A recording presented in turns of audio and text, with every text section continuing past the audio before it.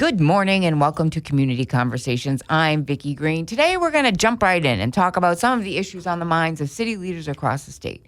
Joining me in studio today is the head of the Massachusetts Mayors Association and current mayor of Marlborough, Massachusetts, Mayor Arthur Vigent. Thanks for coming in, Mayor Vigent. This is great. Thank you. Mayor Vigent was also recently named to the Power 50 list by Worcester Business Journal. So, Mayor, first let's start with the state's Mayors Association. Yep. That comes under the Massachusetts Municipal Association. How many mayors roughly belong to I that? think there's 46, 47, something like that. And how often do you meet and discuss your issues? Just about every month. You know, different communities will host the meeting, and we have different speakers come in, one of the secretaries or the governor or a lieutenant governor, and it's just a great time to get together and have roundtables on different things that are coming up. So you met probably right before this summer. What were some of the issues that are on top of mind when you talk to your colleagues? And the cities are all of different sizes. Yeah. So, you know, Marlborough's a city of about 40,000, right? So about the size of Natick, right, Yep. population-wise. You were on the city council for 18 years. You're nearing the end of your fourth term as mayor. You're going for a fifth. And some say that you have an advantageous geographical location, which I think some of your fellow mayors may be jealous of. But you're sitting right on Route 495 on the edge of Metro West and Central Mass. So if you had to say, I guess what I'm asking is the top three concerns, not just of you, but as your head of the Mayors Association, of those 47, 50 mayors, what are you hearing when you guys sit at these roundtables? What's bothering people? What do they in their cities worry about? Well, something most recently with the Triple E thing and the mosquitoes, that's a huge, huge issue. It's not something that we talk about regularly because it's here today and spreading, but we'll be gone with the first frost. So it's something that there has been discussions about. But we talk about funding for the schools, really important. Costs for the schools are going up tremendously. So let's talk about that. Yep. So they call that Chapter 70, but to the average person, what is Chapter 70? It's very old. It's the funding that comes from the state to help us with formula, the school. Right? Right. How do they figure that out? The old way? You know what? There's got to be someone in a room somewhere that can figure that out, but there's calculations that they use, and it's always kind of funny how they come up with it because we're always challenging different amounts and different ways of doing it. So they changed something as simply as the free lunch program and how they're calculating the kids that are receiving free lunch. Change the formula.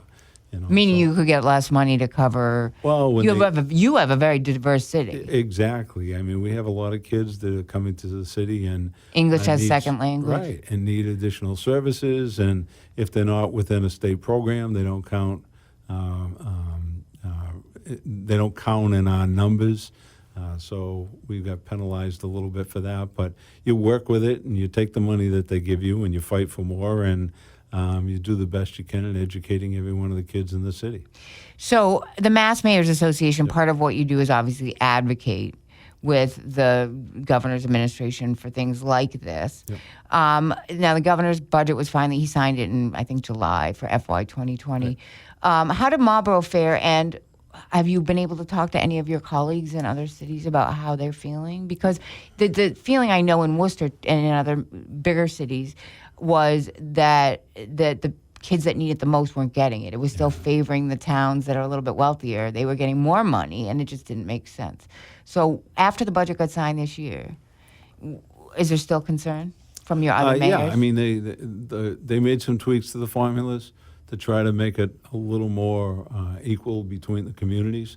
I think the calculations didn't come out exactly as they expected, so there was some tweaking at the end, and I know that when they started doing the legislature started doing the budget, they started adding some additional monies in. They really need to take a look at this formula and start from the beginning. It really is archaic the way they're doing it, and have a little more consistency. And that's the big thing with the community is, being able to rely on what's going to be coming from the state, so you can do some planning. We in Marlborough actually use last year's figures when we're doing our budget for projections, because I don't want to anticipate $500,000 or $1 million or $1.5 million increase Then if it doesn't come in, I have some real issues. So we actually use for planning purposes last year's numbers that were approved by the legislature, signed by the governor, and that's what we move forward with when we start our process and do our budget. And, Do other cities, when you talk to them about their education funding, are there people that were, other cities, mayors that are very concerned about this? Yeah. You probably met right before the summer started. Yeah, no, it's definitely probably one of the top priorities in trying to get more funding for the schools. But schools are very expensive. Figuring out ways so it doesn't become so expensive is something they need to look at rather than just taking a look at where can we find more money to fund them. The school building process, to build a new school, it's really ridiculous, the money we're spending on a school building. And you're building one in Marlboro, we're and other building one in schools are Marlboro. building high schools all the time. And we pulled one off the shelf. We have a model school, so we saved the... Explain what a model, I know what it is, but explain how that They have some saved you money. design. You're building a new elementary I'm school. building a new elementary school. They have designs that are on the shelf right now. Like Schools examples in other cities. that have done in other communities. They're model schools, and so they've been tested. They know how to build them. If you want it a little bit bigger, they basically cut it in half and add some classrooms in the middle, and a little bit smaller, they'll shrink it down a little bit. You can't change much in the school, so it has to fit on whatever lot you have. But we were able to save about $10 million by using a model school. We're building it very frugally. We're hoping to be in this school for less than $60 million, and I think we're well on track for that. It is an elementary school, but some of these schools are costing $200-300 million. If we High had it schools done in predominantly. high schools, if we had it done in the private sector, it would cost 2/3 of that. So there's just so many additional costs when you're dealing with, municipalities and state government and federal government. To get in the process for reimbursement, you have to design what you're looking for to get in the process. And then we ended up throwing the whole thing away when we grabbed the model school. So we spent In other all words, this you have to money. you spend all this money on consultants and doing a development. Yep. Developer does a Plan. plan, Yep. and then you find out you're not going to get the money you Well, need. we said, you have to do that to go in and apply just for start other the process. reimbursement. Okay. But as soon as we had it all done, they approved the reimbursement, we said, now we want to take a look at the model schools. And we ended up going with one of those and saved substantial amount of money, but wasted all this other money doing the plans. And you- So the process needs to be tweaked a little bit. See if there's ways we can save some money in the process for people moving forward, because the state's picking up from Marlboro over 50% of the cost, and they're Wow. expensive process. They're expensive buildings. We did a senior center, which we paid for. We're doing a library again. We're in the program. We're going to be receiving You're going to be redoing your 50%. library. Yep. Yeah. So it's great, but cutting down some of the costs involved, I think, would be where we could do some of the savings. Now, when you say 50% reimbursement, yes, it is an elementary school, and a lot of these cities are having to add schools as their populations flow. So, does anybody come to mind when you talk? I know we've talked in the past about larger, what they call gateway cities, which Marlboro is not, but like a New Bedford or Fall River or Worcester or Lowell, Lawrence. Have you talked to your colleagues? They must want to know how this, and you must learn from them about what to do and what not to do. Yeah, no, it's just it's a long process. I mean, getting it approved through the treasurer's office that actually approves the SBA money. And if you have a need, That's school building. but if you have a need, they're pretty good about getting them approved, but they only approve so many a year, and so you may get bounced out a year or two, depending on your process. So we did a process where we tried to identify where it could go in the city. And I was very shocked to find out we really were very limited in locations. You mean because of space requirements? Yeah, That the we just model didn't have enough open space in areas where we weren't going to have to pay top dollar for the property to put a school on. We also looked at some former farmland, but there were farmland restrictions on it, so it would have taken. There's a actually lot more- farmland in Marlboro, just There so is people farmland know. in Marlboro. And And the I- Solomon Pond Mall is Yeah. partially in Berlin, partially Yeah. in Marlboro. No, and I was shocked to find out there's actually state farmland and federally protected farmland. In because Marlboro? We ran into some of that also. Yes, there is. Is it over by the mall? Is that where? Actually, no. The piece that we were looking into that was, it's across from the ball fields, the Jackson Farm. We had peeked at that for a while. That's near the but- hospital? What's that? Near the hospital or over near Ward Park? Down near the ballpark in William Street. Oh, okay. So Okay. we took a look at that to see if it was even feasible. The Jackson weren't interested in selling, but through the process, we found out that there were some federal restrictions on a portion of their farm. Wow. So things you learn when you're looking to build a school. But Right, and that's why the Mass Mayors Association, I've heard you say it in the past, it's such a great thing. Yeah. And it's a great honor. I'm sure that they've asked you to lead it for the rest of for this whole year. Because Marlboro is doing well, I would imagine. So let's talk about another issue that we've talked about that you said is a big one for mayors. And it's interesting because I did talk to you about this about 6 months ago, and now it's all over the press, and more mayors and legislators are talking about it, and plenty of advocacy groups, is recycling costs. Yeah. I didn't understand how it worked. So can you explain to our listeners and to me again the difference in cost between recycling and regular trash pickup? And by the way, Marlboro doesn't currently charge for trash pickup. That's You do have a correct. dump, and there is a dumpster, but you have trash pickup, and you do not charge for it. And recycling, because everybody's all big on recycling and getting rid of plastic, which Marlboro still hasn't done, but I'm sure you're going that way. But there's a lot of towns that are that's a big issue, I'm sure, that comes up with the mayors. What are you hearing about recycling when you talk to other mayors?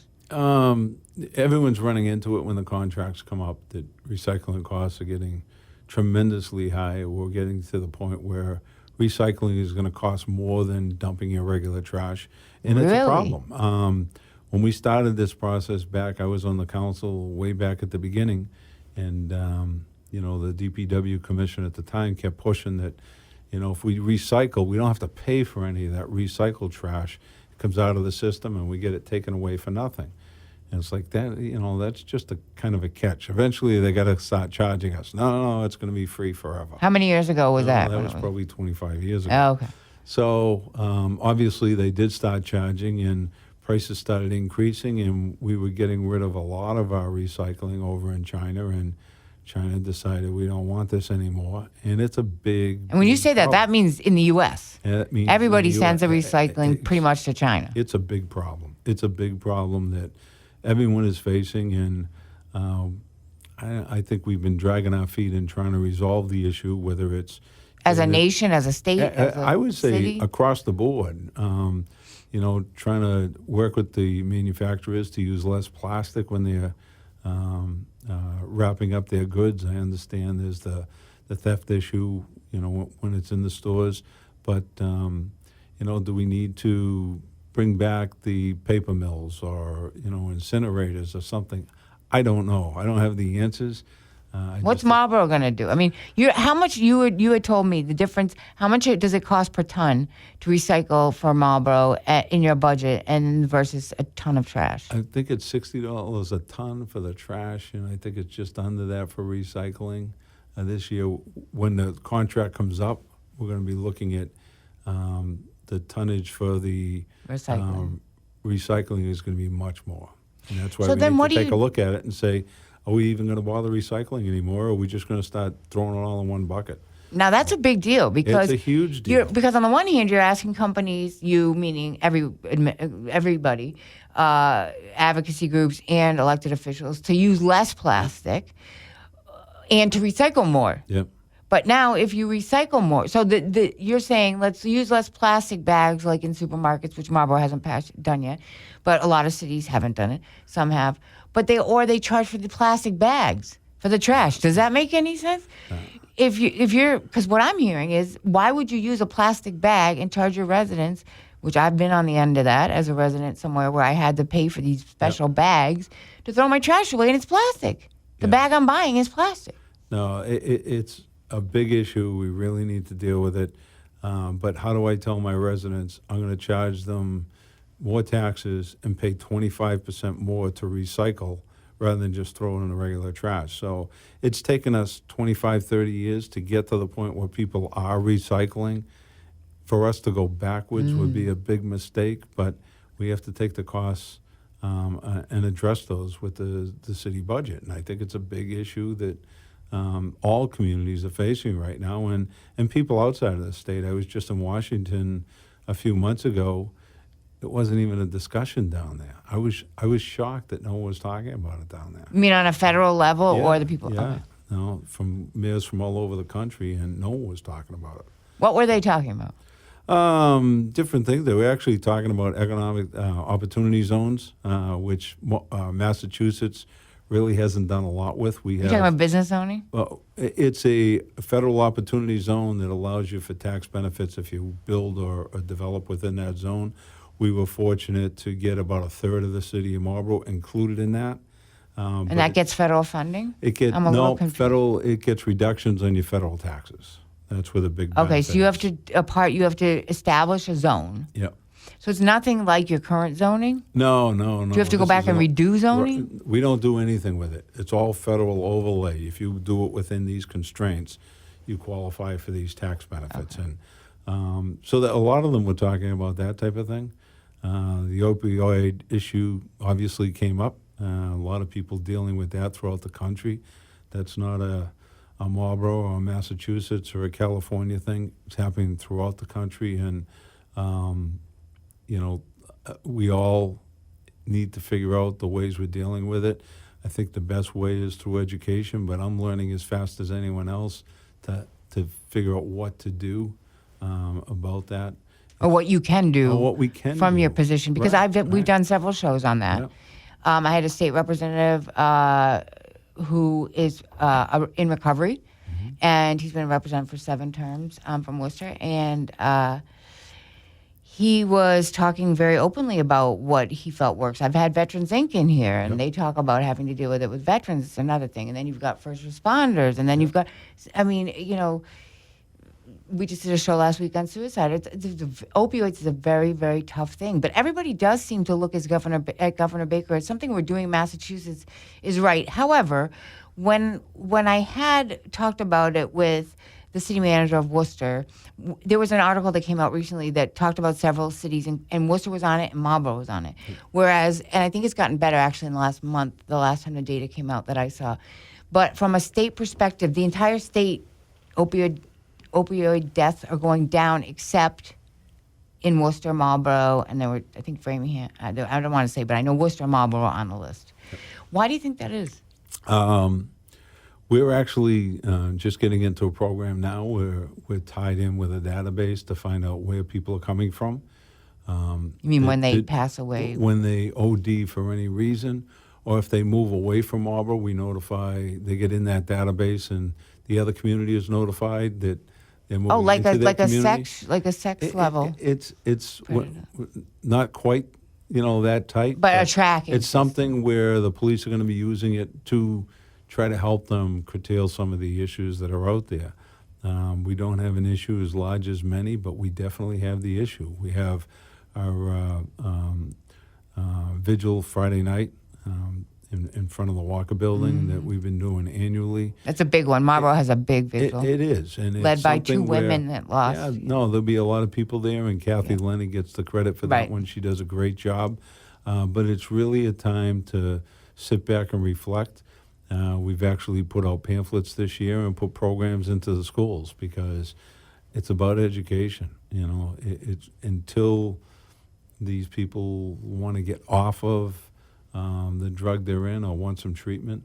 There's nothing I'm going to say or do to stop that. They have to want to do it, but when they do want to do it, we have to have the resources available to help them. But And education is part of it, but also, too, you see that at the attorney general level, so this is not the mayoral level, but attorney generals in many, many states, now they're going after Johnson & Johnson, or they have been, but Purdue Pharma that makes oxycodone, they settled the suit, and I don't recall which state it was, but they're starting to go after the drug maker. right.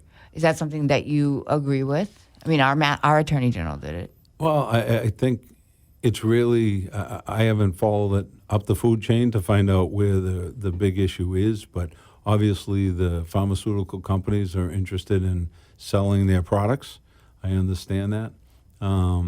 But they're not getting on the street from selling the products. They're getting on the street because they've been prescribed. A lot of times it's been prescriptions that being overprescribed for something or given too many pills if you have a tooth out or no matter what it is, you know, you have an an injury Pain, from playing football or baseball or hockey or whatever it is, and again, keeping an eye on them. The governor's been pretty good about The CARE Act has really the 7-day, yeah. tightening up what Yeah. they can Right. prescribe and the length of time they can prescribe it for. So I think that's going to have a difference. But this is going to be a long process in getting all these steps in place and getting people educated. It's just like the drunk driving thing back when I was in school. It just wasn't an issue back in the 70s. No, I remember when they formed Mothers Against Yeah, Drunk it's Driving. like, I'd what's this never heard about? of it. You Yeah. know, what's this about? And now you talk to young kids in their 20s, and there's always a designated driver, and it's something that they really pay attention to. So. Thank God. All right, let's talk quickly about tax rate. Marlboro. Well, I want to go back to schools for one quick second, actually, because in Marlboro you have Aspet Valley Tech Yep. High School, which services multiple communities, but it's in Marlboro. You've got a tech school, a charter school, your public high school. Yep. How do you go about retaining, not losing money when you send these kids? Because you have to give the tech high school, let's say, if there's a Marlboro resident going to Aspet, Yep. doesn't some of the money follow them, and that's the problem? They have their own budget that comes through the city council, actually. Aspet does? Aspet does. Oh, for each city that's right. For each city, they actually vote on their own budgets. The problem is we pay 50% of the bills, and we have 1 out of 7 votes. So we really don't have much say on. Marlboro the pays budget. 50%. We pay about 50%, and we have 1 of 7 votes. Between us and Hudson, we pay about 75%. So they get their votes from the 4 smaller communities, and their budget goes through, whether I like it or not. So that is a little frustrating. The funding for the charter school comes from the state, and it's reducing reimbursement. It comes right out of the What funding. Marlboro would So have gotten. I think that again, we need to take a look at it, but the availability of options for education in the city is second to none. Like you said, the charter school is in the top 3 or 4 in the state every year. I mean, not every child is from Marlboro that goes No, there, but absolutely not. And there's always people trying to get in.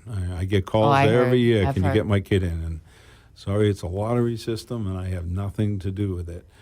So I really don't have control. But very successful school, very proud of it. and tech education being very important. Vocational school, they do a fantastic job in educating our kids.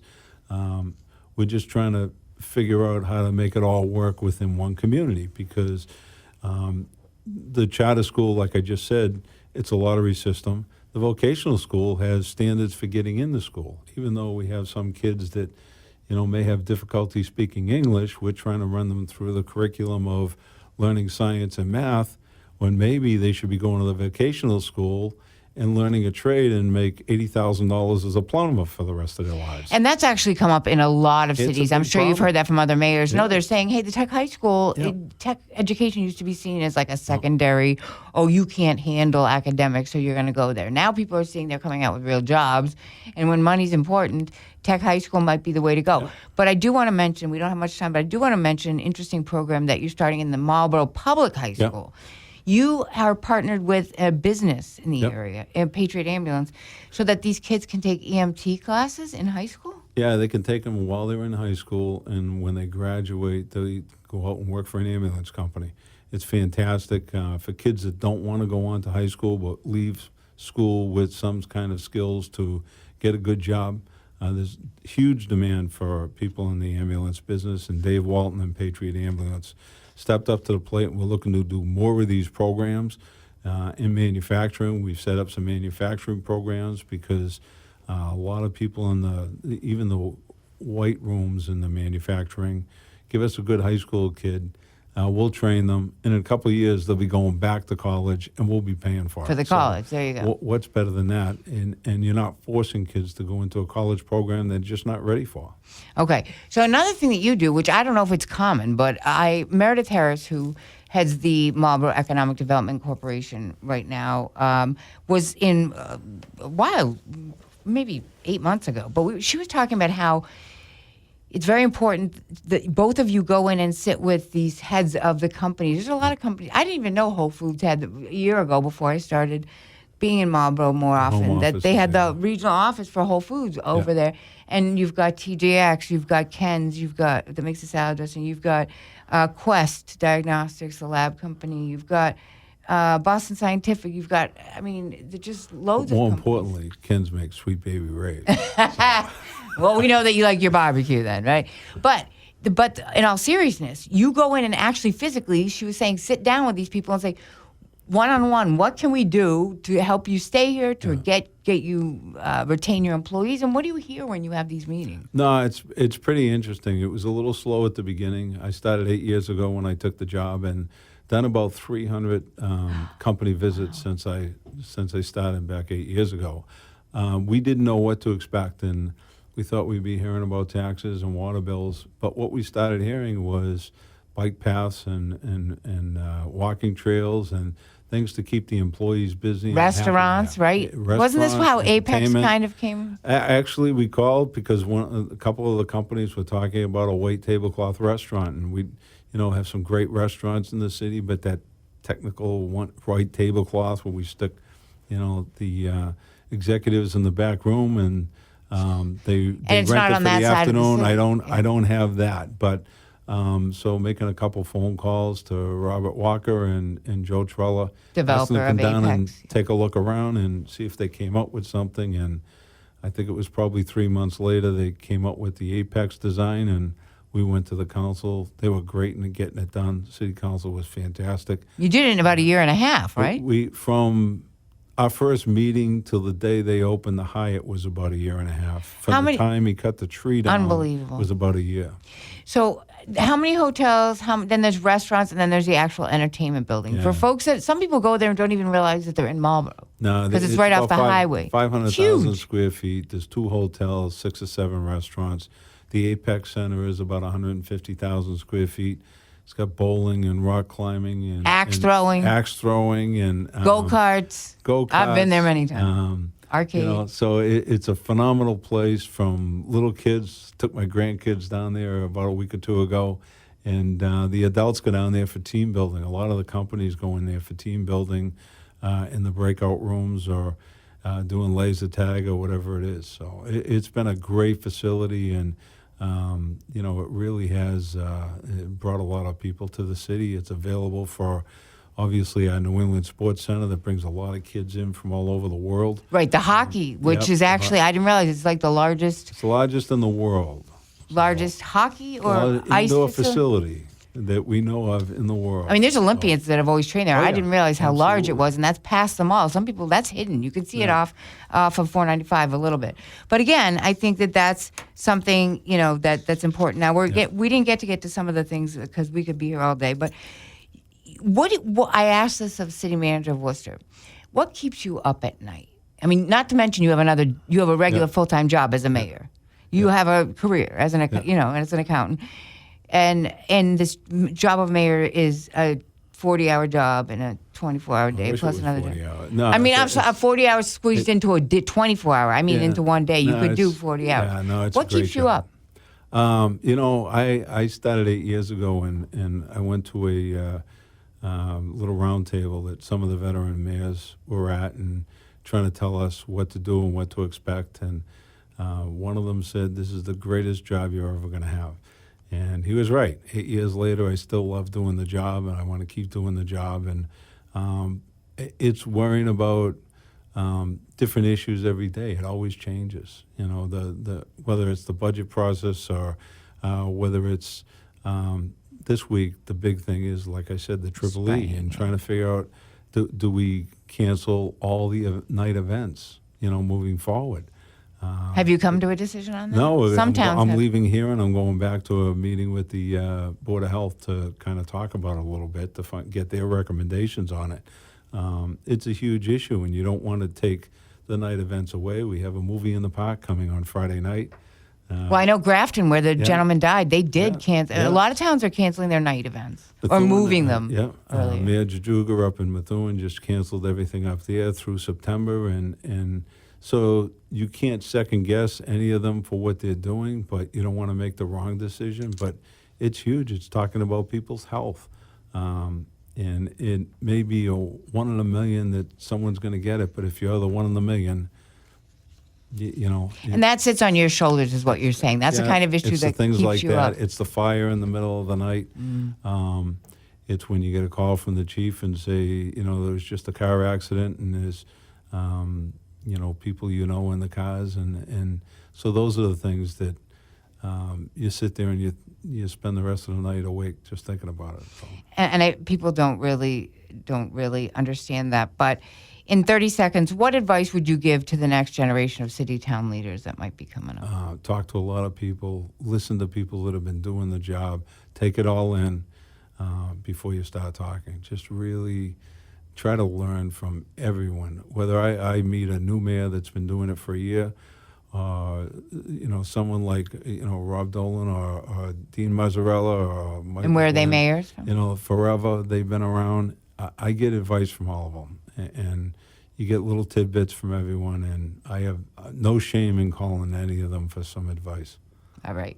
Well, I want to thank you for taking time out to go today. I want to let you go so you can go figure out what's going to happen with Triple E. But thank you so much to my guest, head of the Mass Mayors Association, Marlboro Mayor Arthur Vigent. Thanks for being here. I appreciate it. Thank you very much for having me. And that's Community Conversations. I'm Vicki Green. Have a wonderful day. Full day. Full day. Full day.